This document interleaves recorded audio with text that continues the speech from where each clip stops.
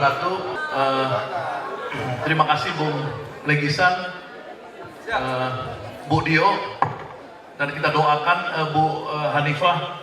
Usain tadi WA saya pagi, dia sakit demam tinggi, semoga sehat segera. Dan teman-teman pimpinan partai, saya diminta Bang Baktir Hamzah sebenarnya untuk memberikan sepatah dua kata di sini. Karena selama ini saya di koalisi aksi menyelamatkan Indonesia itu clandestine, tidak muncul di publik. Muncul di penjara. Kenapa? Munculnya di penjara. Iya, munculnya di penjara.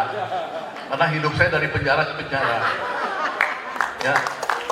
Tahun 92 saya tuh mencuci otaknya Anies Baswedan untuk melawan Soeharto. Dan memang akhirnya beliau ketika tinggal di Amerika menurunkan foto Soeharto dari bersama Ramadan Pohan. Ramadan tadi. Ya, memang spesialisasi saya dulu cuci otak waktu saya jadi aktivis di zaman Soeharto.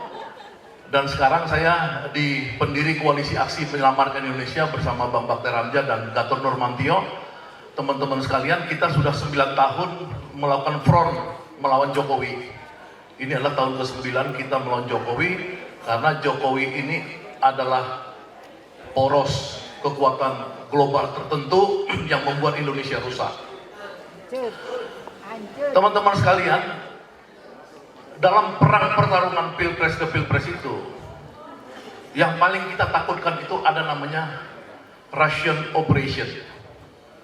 Russian Operation itu sudah dilakukan studi oleh Oxford University, Oxford dari salah satu lembaga di Oxford.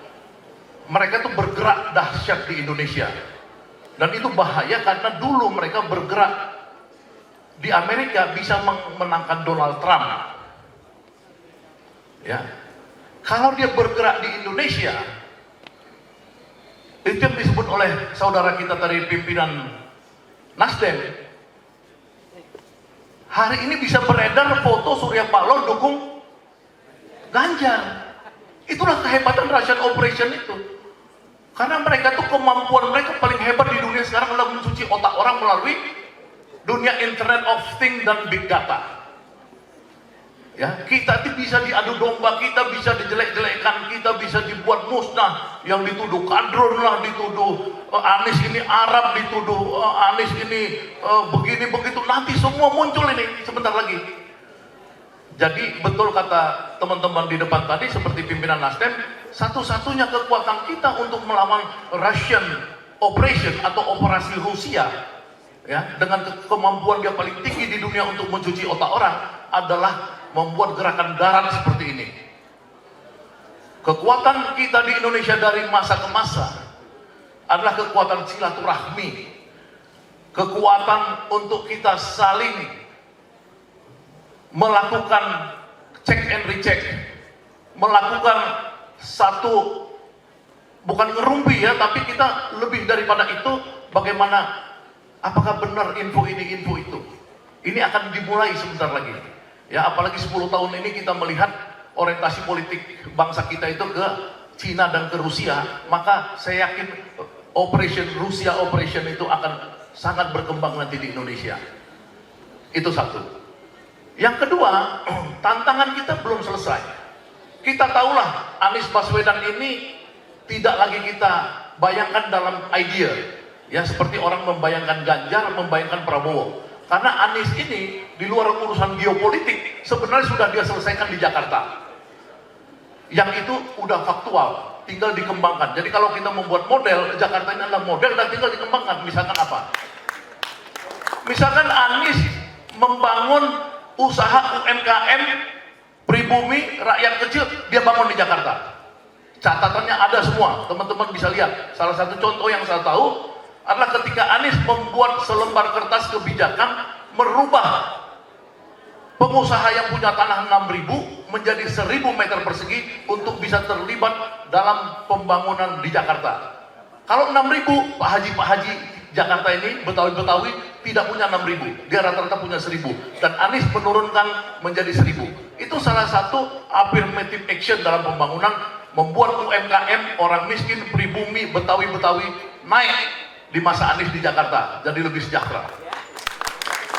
Banyak sekali Anies melakukan di Jakarta, ya, yang itu kita nggak usah ragukan. Jadi kalau ide-ide besar Anies tentang pengentasan kemiskinan, ketimpangan sosial yang tinggi dan lain-lain, dia pasti bisa selesaikan.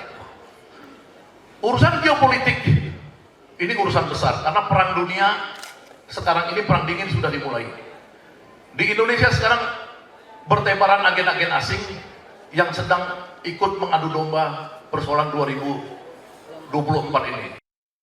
Insya Allah Anies bisa menyelamatkan itu. Jangka pendek kita teman-teman sekalian adalah, ini ada dua ancaman. Satu, ancaman penggagalan Anies untuk menjadi presiden. Ya, dulu saya dan teman-teman oposisi melawan gerakan Jokowi untuk 3 periode dan untuk perpanjangan. Sekarang kelihatannya itu sudah hilang. Sekarang gerakannya ini, operasinya adalah untuk membuat Anies tidak ikut pada kontestasi, baik melalui KPK maupun melalui penghancuran Partai Demokrat. Ini yang terakhir, isu baru masuk ke saya, ada rencana penangkapan 3 menteri Nasdem dan kemudian mengalir ke Surya Paloh.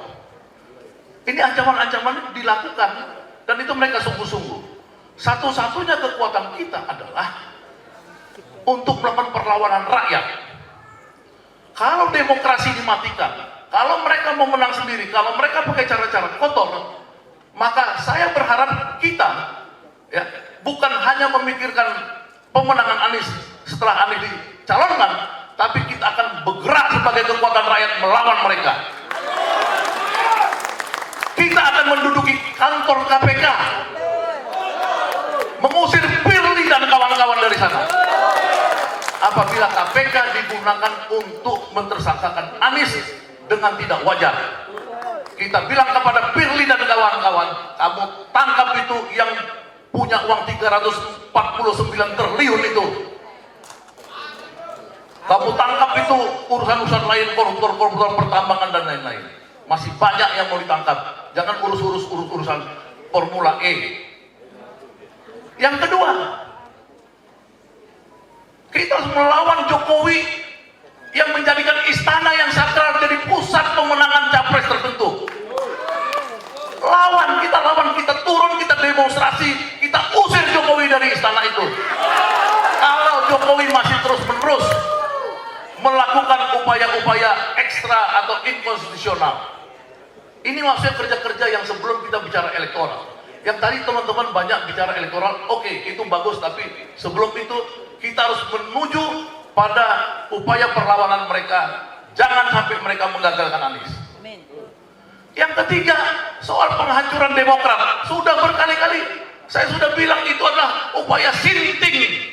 Kalau Demokrat itu mau diambil alih oleh orang yang bukan orang Demokrat seperti Muldoko, itu upaya sinting.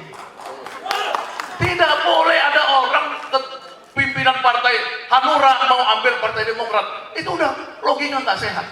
Karena Demokrat ini terikat pada pemenangan Anies. Kalau Demokrat nggak diganggu, maka semua kita harus demo ke Muldoko, minta dia sadar dan insaf. Ini harus kita lakukan, teman-teman semua. Tidak bisa kita cuma cara-cara biasa. Ya, itu yang satu yang bahaya. Bahaya kedua, teman-teman. Pada saat bersamaan mereka melihat Anies ini mau menang, kemudian muncullah isu Luhut Panjaitan melobi Surya Paloh ingin menjadi wakil presidennya Anies. Muncullah Budi Gunawan, Kepala Badan Intelijen Indonesia, melobi Yusuf Kalla mau jadi wakil presidennya Anies Baswedan. Muncullah Erlangga Hartarto melobi SBY untuk jadi wakil presidennya Anies Baswedan. Buat saya ini adalah gangguan-gangguan yang berbahaya. Karena Anies bukan hanya harus jadi presiden, tapi Anies harus melakukan perubahan. Dan kalau melakukan perubahan, tidak boleh kita mencampurkan antara kebatilan dengan kebaikan. Tidak bisa kita mencampurkan Ustadz Sambo dengan Irjen Sambo. Bisa kita membedakan antara Ustadz Sambo dengan Irjen Sambo? Kalau kita nggak bisa bedakan, maka kita tidak usah kumpul di sini. membedakan cawapresnya Anies yang memang mengusung perubahan dengan bandit-bandit yang sudah menghancurkan Indonesia, maka nggak usah kita berkumpul di sini.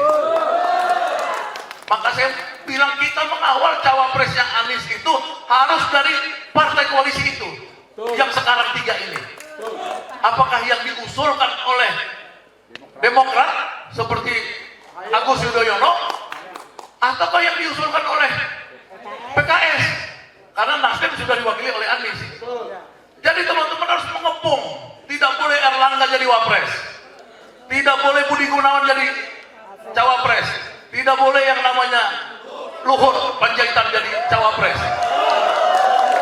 Kalau kita tidak bisa mencegah itu, ini juga ancaman buat kita. Jadi teman-teman sekalian, kerjaan kita menurut saya ya adalah bekerja sebelum kita bicara sebagai relawan pemenangan-pemenangan, kita juga harus jadi social force, mass force.